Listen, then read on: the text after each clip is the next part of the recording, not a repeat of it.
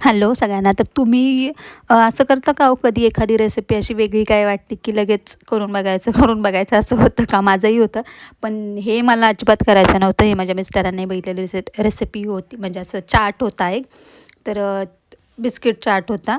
त्यांनी इथं 50-50चे बिस्किट असतात ना, जे खारे थोडेसे लागतात ते घेतलेले. त्याच्यावरती कांदा, टोमॅटो थोडासा स्मॅश करून बटाटा टाकलेला आणि कोथिंबीर आणि त्याच्यानंतर तिखटवाली बुंदी, खारी बुंदी आणि तिखट बुंदी असते ना, तर ती तिखटवाली बुंदी टाकलेली.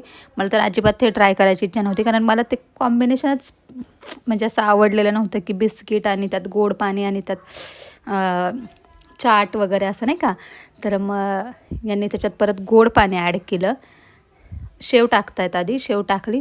त्याच्यानंतर मग थोडंसं गोड पाणी, जे आपलं पाणीपुरीचं किंवा कच्ची दाबेलीचं वगैरे जे गोड पाणी असतं ते टाकलं आणि वरतून शेव, चाट मसाला, कांदा मसाला टाकला आणि